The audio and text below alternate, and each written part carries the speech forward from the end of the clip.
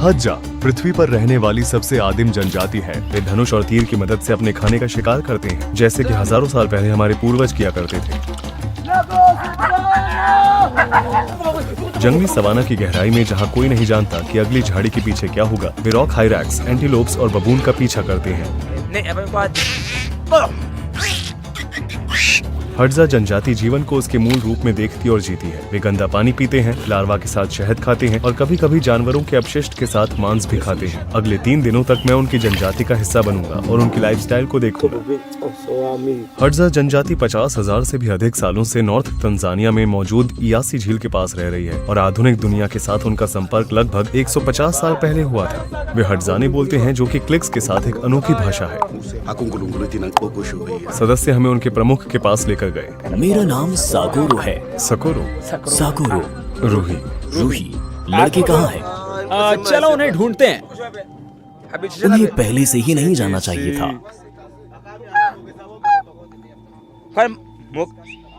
हे मुगेसा,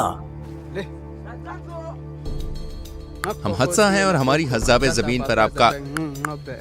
सभी लोग यहाँ आ जाओ। शिकार करने की खूबी उनके पहनावे से साफ साफ नजर आ रही है। ये आपके सिर पर क्या है? बबून से। बबून की खाल है। जब मैं छोटा था तो हर समय रोता रहता था। मेरी माँ को ये पसंद नहीं था, इसलिए उन्होंने मेरे चेहरे पे ये निशान बना दिए। आंसुओं में मौजूद नमक से घुले घाव जलते हैं और इससे बच्चे दर्द महसूस होने पर रोना नहीं सीखते हैं। अब मैं बड़ा हो गया हूँ और अब मैं बिल्कुल भी नहीं रोता हूँ। यहाँ जवान लोगों का एक ग्रुप अगले शिकार के लिए अपने सामान तैयार कर रहा है। यह कौशल पीढ़ी दर पीढ़ी चली आ रही है। मेरे तीर सबसे अच्छे हैं और मैं उन्हें खुद बनाता हूँ। शिकार करते समय अगर हमें कोई जानवर दिखाई देता है तो हम जानवरों की प्रजाति के अनुसार अलग अलग बर्ताव करते हैं। कुछ जानवरों को सूंघने और देखने की अच्छी समझ होती है। ऐसे में हमें चुप रहना चाहिए और छुप जाना चाहिए। हम धीरे धीरे आगे बढ़ते हैं जब तक कि हम उसके काफी करीब नहीं आ जाते। उसके बाद ही हम निशाना लगाते हैं। ये क्या हुआ था? लेपर्ड। बहुत समय पहले मुझ पर एक लेपर्ड ने हमला किया था। वे अपने तीरों को अनोखे पैटर्न के साथ बनाते हैं। अगर किसी का तीर खो जाता है और मिल जाता है तो इसी तरह पता चलता है कि यह किसका है। यह भी दर्शाता है कि शिकार किसने किया है। उनके धनुष पर उनके द्वारा शिकार किए गए जानवरों के कुछ हिस्से के ये अनोखे पैटर्न हैं। इससे पता चलता है कि शिकारी कितना प्रभावशाली और अनुभवी है। इसके अलावा वे तीर को स्थिर रखने के लिए पक्षी के पंखों का इस्तेमाल करते हैं। तीर बनाने के लिए सबसे पहले वे लकड़ी का एक टुकड़ा लेते हैं और उसे सावधानी से काटते हैं। यह जितना हो सके उतना हल्का और सीधा होना चाहिए। वे हमेशा प्रगति को नियंत्रित करते हैं और किसी भी मोड़ को ठीक करने के लिए अपने दांतों का इस्तेमाल करते हैं। आप किस जानवर से सबसे ज्यादा डरते हैं? हाथी, शेर और लेपर्ड। हाथियों की सूंड बहुत बड़ी होती है। ये लगभग कुछ भी पकड़ और खा सकते हैं। वे बहुत धीरे धीरे खाते हैं। उनके नजदीक नहीं जाना चाहिए। आपको इनसे दूर रहना चाहिए। वे हमला कर सकते हैं और आपको 2 टुकड़ों में तोड़ सकते हैं।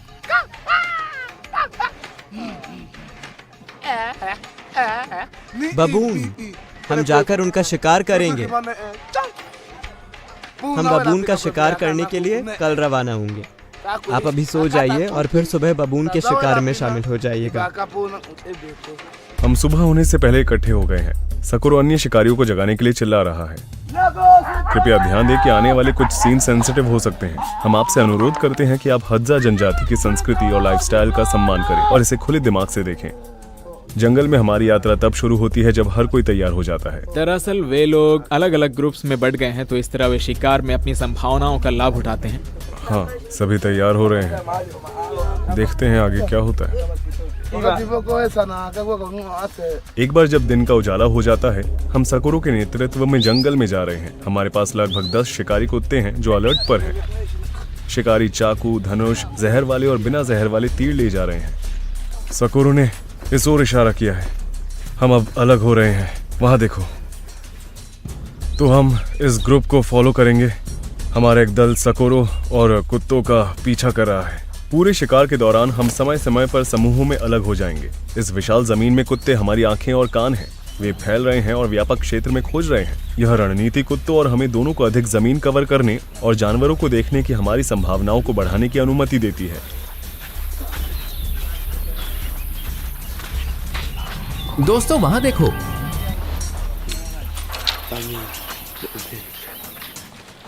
आज का मौसम अच्छा है, गर्मी नहीं है। मैं चाहता हूँ कि हर दिन ऐसा ही हो। आइए देखते हैं कि हमें क्या मिलता है।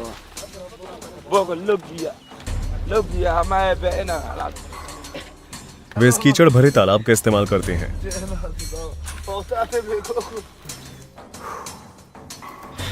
पहले वे फूंक मारते हैं और फिर पीते हैं। उनका इम्यून सिस्टम बैक्टीरिया और परजीवियों से निपटने के लिए काफी मजबूत होता है। पानी ठंडा है। उन्हें इसकी परवाह नहीं है कि यह साफ है या नहीं। कुत्तों ने भागना शुरू कर दिया है। वहां कुछ है, दौड़ो। वो उस छेद के अंदर लंबी छड़ी डालने वाला है। वो जानवर को बाहर आने के लिए उसे हिलाने की कोशिश कर रहा है। पिछली छड़ी ज्यादा लंबी नहीं थी, अब वो लंबी छड़ी बना रहा है। कुत्ता जानवर को आसानी से पकड़ने के लिए एक बड़ा गड्ढा खोदने की कोशिश कर रहा है। नेवला,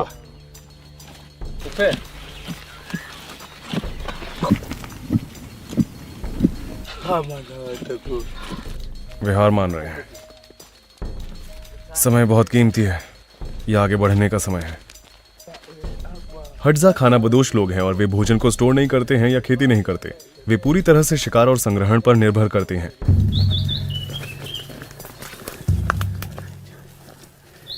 चुप रहो।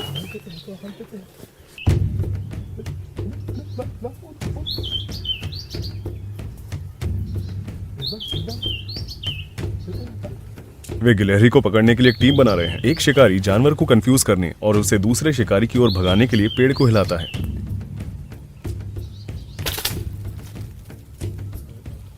उन्होंने पकड़ लिया।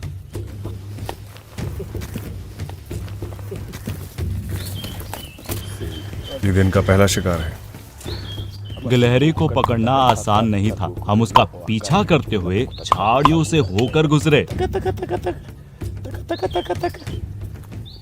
उसने इसे अपनी बेल्ट के अंदर छिपा लिया।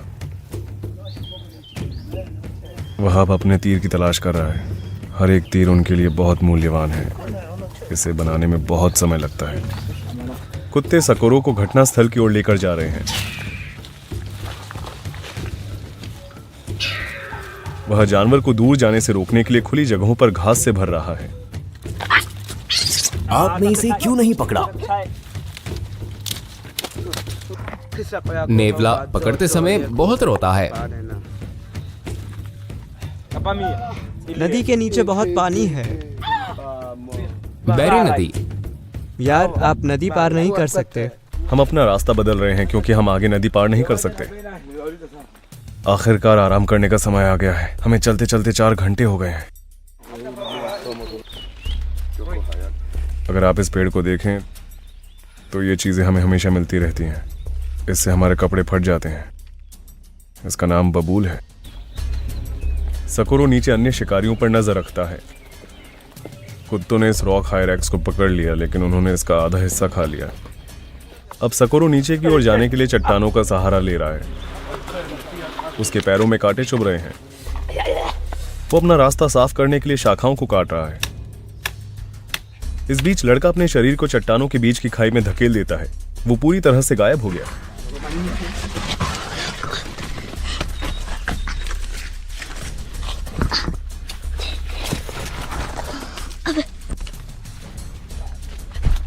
जो लड़का इस चट्टान के अंदर गया वो पूरे इलाके को एक तरफ से दूसरी तरफ तक चक्कर लगा रहा है। वह और कुत्ते काफी छोटी जगह में अपने शिकार की तलाश कर रहे हैं। उन्होंने इस चट्टान के नीचे एक और रॉक हायरैक्स को मार गिराया। ध्यान से। ये उस तरफ से चला गया। उन्हें वहां कुछ और दिखाई दिया। लगता है कुत्तों को इसके बारे में पता चल गया। ये एक बड़ी रॉक हायरैक्स है। वे इसे बाहर निकालने की कोशिश कर रहे हैं।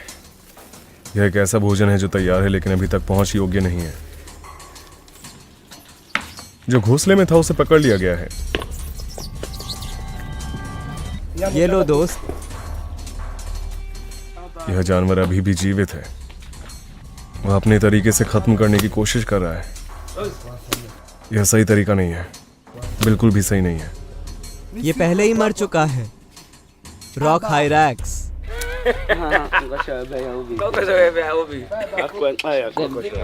वहाँ पर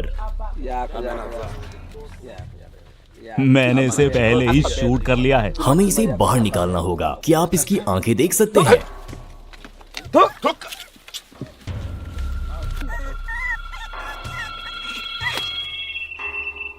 ये रॉक हायरैक्स ऐसे ही रोता है, लेकिन हमें इसकी परवाह नहीं है। ये हमारे लिए सिर्फ खाना है। पत्थर का इस्तेमाल करो। कुत्ते से लेकर जाने की कोशिश कर रहे हैं। ये तीसरा रॉक हायरैक्स है।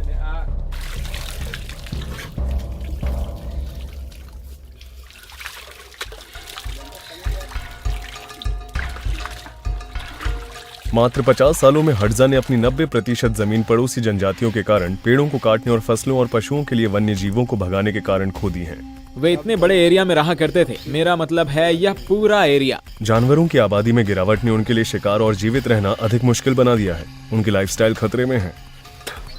इसे देखो, वह अपनी हथेलियों के बीच तेजी से तीर घुमाकर 1 मिनट से भी कम समय में आग जला देता है। अब वे एक प्रकार के पौधे का सेवन करने के लिए ब्रेक लेते हैं, क्योंकि उनका मानना है कि इससे उनकी दृष्टि बढ़ती है और शिकार की संभावना बढ़ती है। एक समय ऐसा भी था जब हमने इस पहाड़ पर कई सारे बैबून्स का शिकार किया।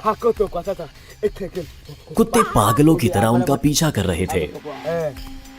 हमने उनमें से 2 को पकड़ लिया है। बाकी लोग दूसरी तरफ चले गए। वो बैबून की टोली बहुत आक्रामक थी। यहाँ तक कि इस इलाके में पैदल चलना भी एक चुनौती है।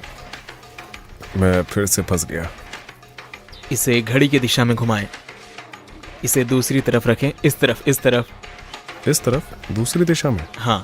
अरे, लड़का नेवले की तलाश कर रहा है। वहाँ हर उस गैप की जांच कर रहा है जिस तक वो पहुंच सकता है।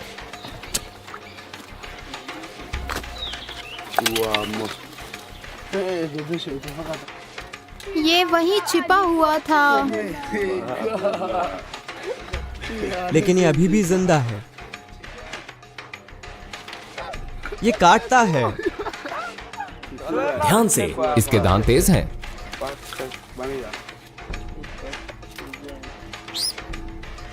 मैंने तुम्हें ढूंढ लिया। तुमने सोचा कि मैं तुम्हें पकड़ नहीं पाऊंगा। अब क्या हुआ? पत्थर का इस्तेमाल करो। आपका निशाना लगाने का तरीका मजेदार है। ये मत आकिए कि वे इसी तरह जीते हैं। इसी तरह हमारे पूर्वजों ने सरवाइव किया था। मधुमक्खियाँ कहाँ हैं? वे एक पेड़ पर हैं। हमें डंक लग गया है।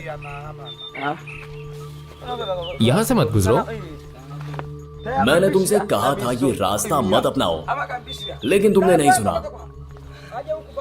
ये मधुमक्खियाँ क्रेजी हैं। इनसे खिलवाड़ मत करो। मुझे डंक लगने पर कुछ नहीं हुआ। अगर आपको डंक मार दिया जाए तो आपकी त्वचा सूज जाएगी। ओह, ये बहुत थका देने वाला शिकार था। बहुत थका देने वाला। पहाड़ों में जानवरों का पता लगाते हुए हम केवल 7 घंटों में 36,000 कदम चले। उनका कहना है कि उन्हें बबून्स का निचला मांस खाना पसंद है। और कौन सा भाग? हमें बबून के हाथ और पीठ के हिस्से खाना पसंद है। बबून के नितंब बहुत स्वादिष्ट होते हैं। कुत्ते बचे हुए भोजन के कुछ टुकड़े प्राप्त करने के लिए धैर्यपूर्वक इंतजार कर रहे हैं। काश मैं सारा मांस खा पाता। मांस स्वादिष्ट लगता है। वे शिकार किए गए जानवर को नाखून से खाना शुरू कर देते हैं। वे इसका कोई भी हिस्सा बर्बाद नहीं करते। वे नरम हड्डियों सहित मांस का सेवन करते हैं। आप उनके प्रत्येक काटने पर चटकने और तोड़ने की आवाज सुन सकते हैं।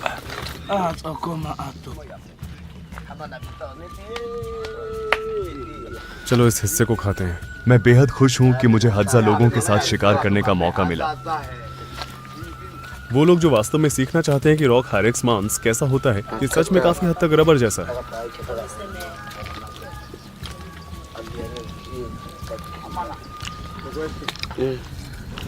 रॉक हायरैक्स।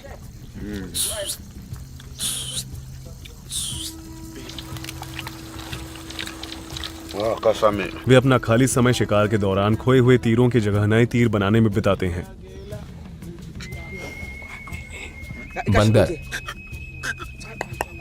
वो हमें पहाड़ों पर दिखाई देते हैं। प्रत्येक हज्जा जनजाति में लगभग 30 लोग होते हैं। उनका एवरेज लाइफ स्पैन लगभग 32 साल है। यह वास्तव में शिशु मृत्यु दर की उच्च दर के कारण है। आमतौर पर एक हज्जा महिला 4 बच्चों को जन्म देती है, लेकिन उनमें से केवल 1 या 2 ही जीवित रह पाते हैं। शहद उनके लिए लिक्विड के फॉर्म में गोल्ड से कम नहीं है। जंगल में उन्हें मजबूत बनाए रखने के लिए ऊर्जा और महत्वपूर्ण पोषक तत्वों से भरपूर यह जनजाति में सबसे अधिक खाया जाने वाला भोजन है। हम एक बाओबाब पेड़ के नीचे हैं। आपको वहां ऊपर उस पेड़ के अंदर एक छेद दिखाई दे रहा है? शहद वहीं है। वे पेड़ से जोड़ने के लिए लकड़ी का एक टुकड़ा काटने जा रहे हैं। वे इसे ऊपर चढ़ने के लिए सीढ़ी के रूप में इस्तेमाल करते हैं। इस पेड़ के अंदर हजारों की संख्या में मधुमक्खियां मौजूद हैं। एक और दूसरा शिकारी स्मोकिंग स्टिक बनाने के लिए आग लगाने की कोशिश कर रहा है। वो देख रहा है कि क्या ये लकड़ियां किसी व्यक्ति के शरीर को उठाने के लिए पर्याप्त मजबूत है।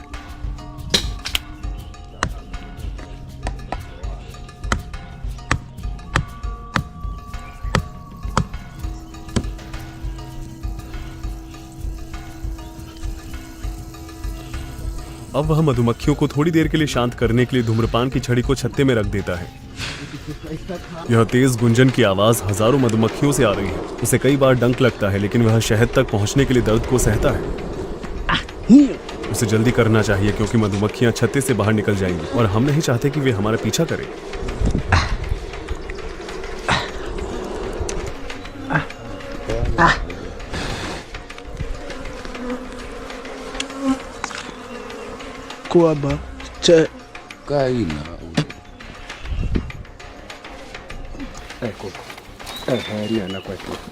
अभी भी ज्यादा शहद नहीं है। मौसम अच्छा नहीं है। हमें थोड़ा और इंतजार करना चाहिए। इसमें शहद बहुत कम है। यह ज्यादातर वैक्स है और इसके अंदर थोड़ा लार्वा है। चलिए मैं आपको दिखाता हूँ। हज्जा के लिए शहद सिर्फ भोजन नहीं बल्कि उनकी करेंसी भी है। वे इसे नुकीले धातु के औजारों, कांच के मोतियों, टायर के जूतों और मक्के के आटे से एक्सचेंज करते रहते हैं। वे गिनने के लिए पैसे या न्यूमेरिकल सिस्टम का भी इस्तेमाल नहीं करते हैं। हज्जाने में 1 और 2 ही एकमात्र नंबर्स होते हैं। आज भी वे समय का ध्यान नहीं रखते। घड़ियों और कैलेंडरों की यहाँ कोई जगह नहीं है। उनके यहाँ जन्मदिन या धार्मिक छुट्टियों जैसा कोई जश्न नहीं मनाया जाता है।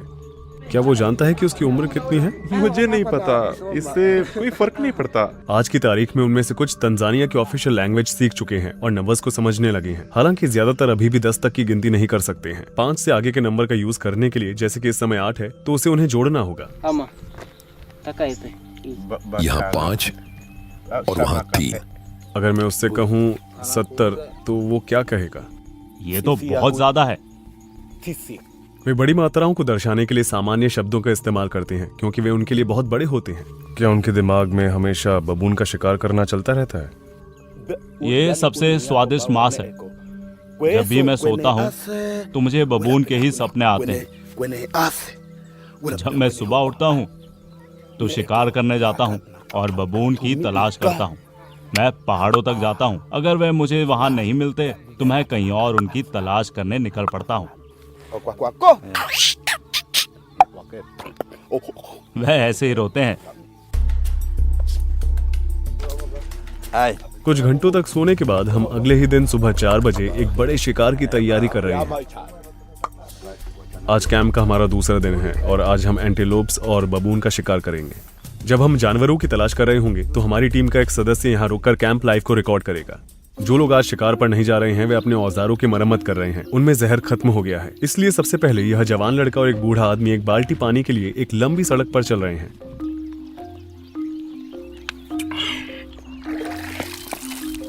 अपने दैनिक कार्यों में बिजी होने के बावजूद वे आज के खाने के लिए हर अवसर का लाभ उठाने की पूरी कोशिश कर रहे हैं। कई नाकामयाब कोशिशों के बाद उसे कैंप में जाते समय एक बड़ा सा स्नेल मिला। ये एक स्नेल है। हम हत्सा इसे भी खाते हैं। हाँ, हम बस इसे आग पर पकाकर खाते हैं। क्या आपको वो पहाड़ दिखाई दे रहा है? उनका मानना है कि वहां बहुत सारे लकड़बग्गे हैं। युवाओं को स्नेल का स्वाद ज्यादा पसंद नहीं आता और इसलिए वे इसे अपने बड़ों को खिला देते हैं।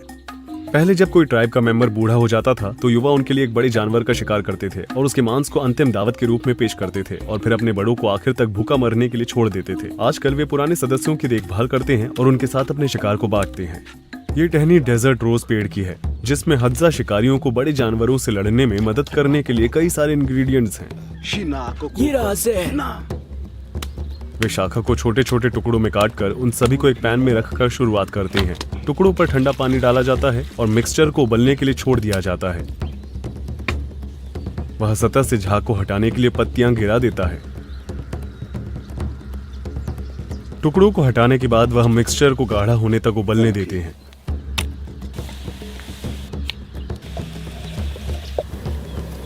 आखिरी बार घुमाने के बाद वह उसे एक पत्थर पर ट्रांसफर करता है और पानी का छींटा डालता है।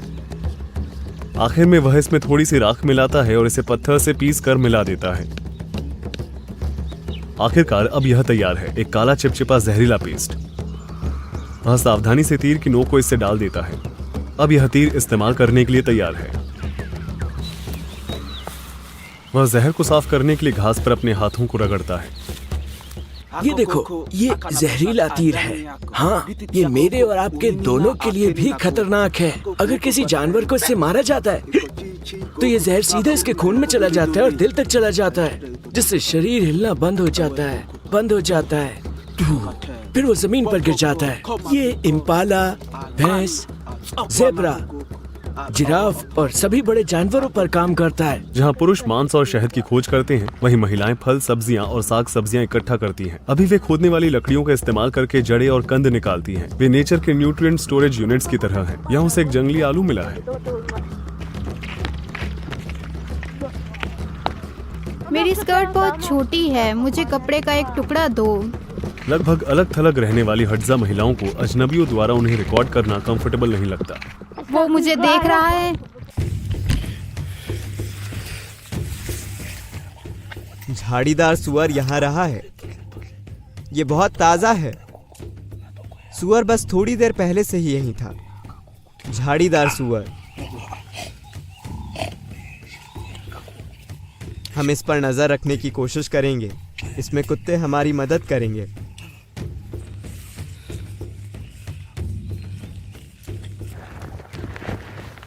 देखो सुअर की निशानी। पेड़ पर एक और खरोंच है। उन्होंने एक तेज आवाज सुनी और अब यह पता लगाने के लिए रुक रहे हैं कि आवाज कहां से आ रही है। वे देखेंगे कि जांच करने के लिए कुछ है या शिकार करने के लिए कुछ है।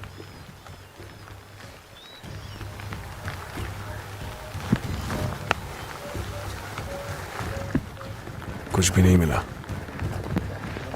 बारिश की वजह से जानवर अपनी सुरंगों या आश्रय स्थलों में छिप जाते हैं। क्या आपको बुश बेबी नाम के एक छोटे जानवर का घोंसला दिखाई दे रहा है? वे जानवर को वहां से हटाने के लिए पेड़ की ओर पत्थर फेंक रहे हैं जहां वह छिपा हुआ है।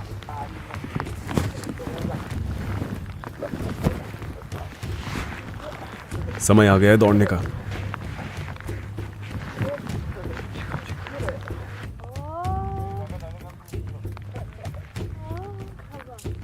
यहां से कोई गायब नहीं है।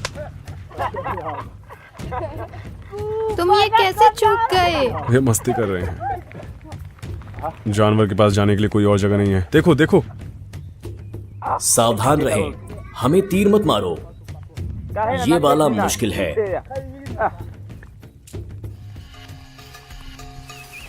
यहाँ एक और है। लड़के ने एक और बुश बेबी का घोंसला ढूंढ निकाला है। यहाँ अंदर छिपा हुआ है। दूसरी कोशिश के बाद वह हिलने ढुलने में असमर्थ हो जाता है। वह पेड़ पर चढ़ने के लिए अपने लिए रास्ता बना रहा है। लड़के ने बुश बेबी के घोंसले पर चढ़ना शुरू कर दिया है। वह करीब आता जा रहा है और उसे मिल गया, ठीक उसकी पूंछ के पास। बुश बेबी की आंखें चिंता से भरपूर है और वह अपने घोंसले को कसकर पकड़कर खुद को बचाने की कोशिश कर रहा है। लेकिन इस नन्ही सी जान के पास कोई मौका नहीं है। यह अभी भी जिंदा है।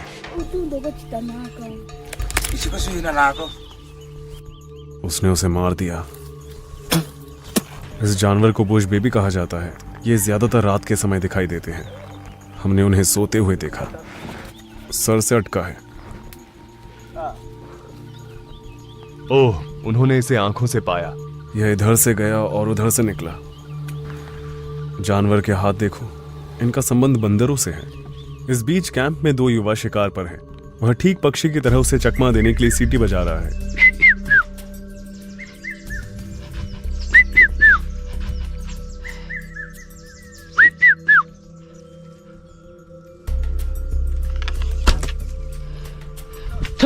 इतना पास होते हुए भी इतनी दूर वह चूक गया।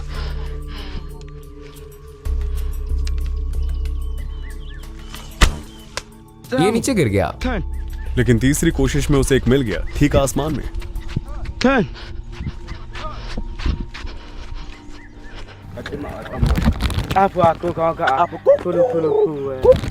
हमें एक कबूतर मिला। इस कुत्ते को क्या हुआ? उसे काफी खरोंचे आई हैं। बबून्स ने हमारे कुत्तों को ये घाव दिए हैं। बबून्स? हाँ, थोड़ी बहुत।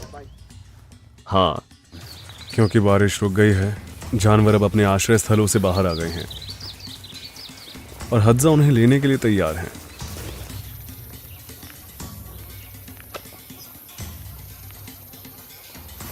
उसने उसे पकड़ लिया। ये बहुत ही सुंदर पक्षी है। दोस्त, क्या तुम्हें ये पौधा दिखाई दिया? इसे मत छुओ, इससे तुम्हें कई दिनों तक खुजली होती रहेगी। मैंने एक बार गलती से इसे छू लिया था, मुझे पागलों की तरह खुजली होना शुरू हो गई। लगता है कुत्तों को पूरा यकीन है कि यहाँ कुछ ना कुछ है। हाँ, वाकई में कुछ है।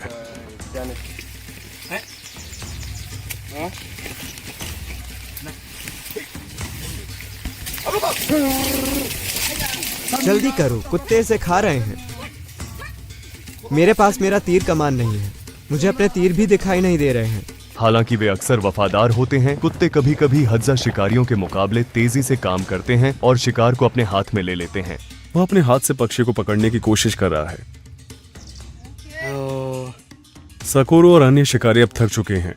शिकार से छुट्टी लेकर हम वापस कैंप की ओर जा रहे हैं। अब हमें भूख लगी है, हमें खाना चाहिए। आखिरी बार आपने कब खाना खाया था? मैंने कल रात को ही खाना खाया था।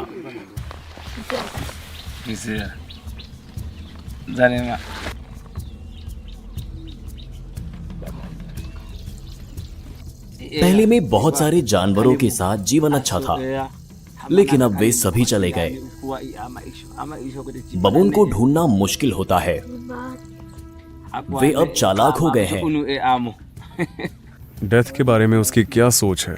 उसे क्या लगता है कि मरने के बाद वह कहाँ जाएगा? मुझे नहीं पता। देखो, मर जाने के बाद तुम्हें जमीन में दफन कर दिया जाता है। वही जीवन का अंत है। युवा अभी भी तीर चलाना सीख रहे हैं और यह उनकी क्लास का समय है।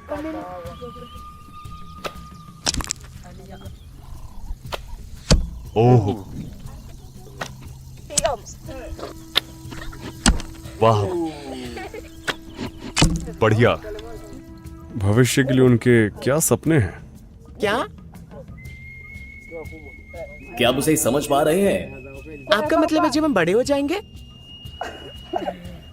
मैं नहीं जानता कि क्या कहूँ, मुझे समझ में नहीं आ रहा। कभी कभी उनके लिए भविष्य के बारे में बात करना मुश्किल होता है। हाँ, उनके पास भविष्य की कोई अवधारणा नहीं है। हमें ये तीर कमान डटोगा जनजाति से मिलते हैं। बदले में हम उन्हें शहद और ट्रेडिशनल मेडिसिन्स देते हैं। हम पहाड़ों पर चढ़ेंगे। ये बहुत दूर है। फिर से शुरुआत में हम तीसरे दिन हद्जा जनजाति के साथ हैं। जब हम सो रहे थे तभी एक ग्रुप जो रात को शिकार के लिए निकला था अभी अभी वापस लौटा है। हम कल शाम से शिकार कर रहे हैं और आखिरकार हमने इस एंटीलोप को पकड़ लिया। ये छोटा है, लेकिन हम इसे सबके साथ मिल बांट कर खाएंगे। इसे मत छुओ, तुम तो शिकार करने भी नहीं गए। उन्हें एक एंटीलोप मिला है, इसे डिग डिग कहा जाता है। यहाँ हम बबून्स के करीब पहुंच रहे हैं और कैंप में मौजूद लोगों ने झोपड़ी बनाना शुरू कर दिया है। अभी 2 आदमी उपयुक्त शाखाएं और पत्तियां इकट्ठा करने के लिए झाड़ी की ओर जा रहे हैं।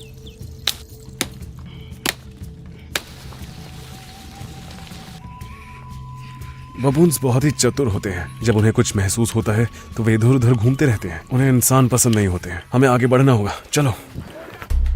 वे यह पूछने गए कि क्या उन्होंने आसपास कोई बबून देखा है या नहीं। हम स्मार्ट हैं लेकिन वे भी कम नहीं। वे भाप सकते हैं कि हम उनके नजदीक आ रहे हैं। हम उन्हें ढूंढना जारी रखेंगे। इसका मतलब है हमें अपनी रणनीति बदलनी होगी। यह सब एक कदम आगे रहने के बारे में है। कैंप में मौजूद लोग अब अपने उन दोस्तों तक पहुंचने के लिए सीटी बजा रहे हैं जो सुबह शहद की तलाश में निकले थे और इसमें शामिल होकर जंगली शहद खाना चाहते हैं। स्वागत है। अब वे मीठी दावत का मजा उठा रहे हैं।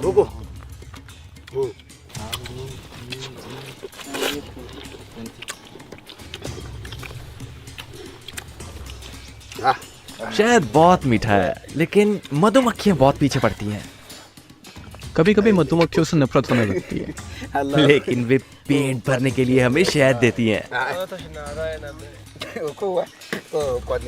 अब जब सारा सामान तैयार है तो झोपड़ी की नींव रखने का समय आ गया है। वे छड़े बनाने के लिए शाखाओं को मोड़ना शुरू कर रहे हैं। इसे मजबूत बनाने के लिए इसके चारों ओर अधिक शाखाएं लगा रहे हैं। यह पिंजरे जैसा स्ट्रक्चर मुख्य भाग बनाता है। फिर वे आधार को जंगली एलोवेरा पौधों से घेर देते हैं और शीर्ष को पत्तियों और घास से ढक देते हैं।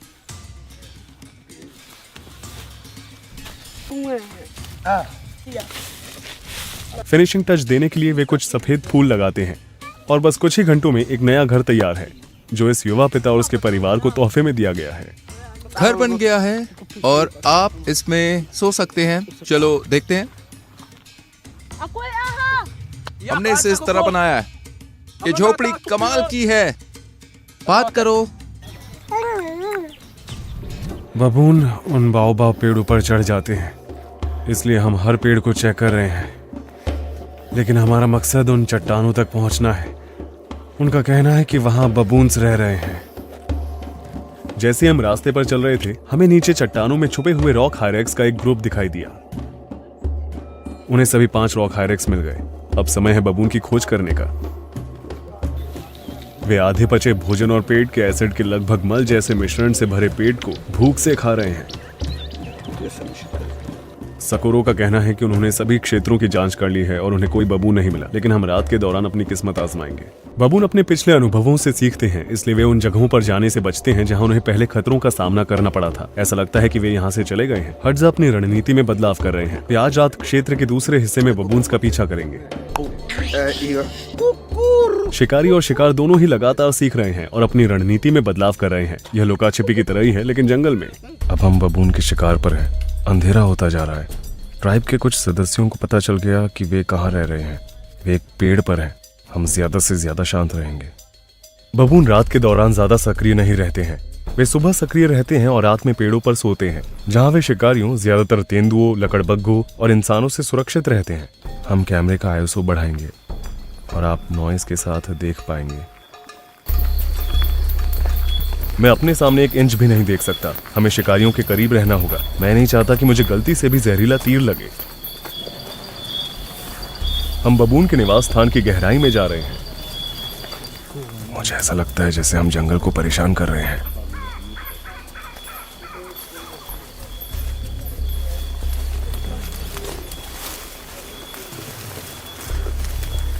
मूसा, वो आवाज कैसी थी? एक प्रकार का बुश बेबी, बड़ा वाला। बड़ा वाला। बबून बड़े ग्रुप्स में रहना पसंद करते हैं जिन्हें ट्रूप्स कहा जाता है, क्योंकि वे एक दूसरे का ध्यान रखते हैं, ग्रुप को संभावित खतरों के प्रति सचेत करते हैं और एक साथ मिलकर खतरों का सामना करते हैं। उन्होंने वहां एक देखा है। क्या उन्होंने किसी को देखा? ठीक है, उन्होंने कहा कि उन्होंने वहां एक को देखा है।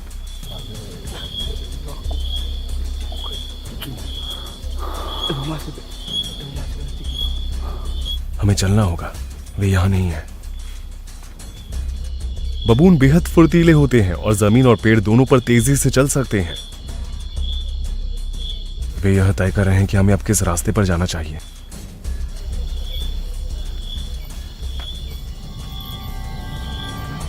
ध्यान से, यह फिसलन भरा है। हम नदी के किनारे चल रहे हैं और नीचे गहरी ढलान है। ये इतना छोटा है कि यहां से केवल एक ही व्यक्ति गुजर सकता है।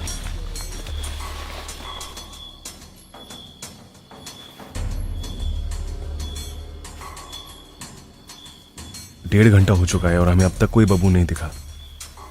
वे हर जगह उसे ढूंढ रहे हैं। हमारी पिछली रात की शूटिंग में हम किसी भी सफल शिकार की तस्वीर नहीं ले सके।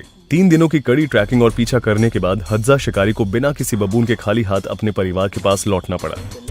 हालांकि एडिटिंग प्रोसेस के दौरान हमें एक फ्रेम से पता चलता है कि लाइट बंद होने पर एक बबून एक पेड़ से दूसरे पेड़ पर कूदकर भाग रहा था। वे इंसान की शारीरिक सीमाओं के बारे में जानते थे और इसलिए उन्होंने अंधेरे में चुपचाप भागने के लिए धैर्यपूर्वक रोशनी बुझने का इंतजार किया। यह अनएक्सपेक्टेड ट्विस्ट दिखाता है कि अस्तित्व हमेशा मजबूत या चतुर लोगों का पक्ष नहीं लेता, यह सबसे अधिक अनुकूलनीय होने के बारे में है। बबून का शिकार आखिरकार समाप्त हुआ। हम सफल नहीं हुए। बेशक जानवरों ने हमें सुन लिया होगा।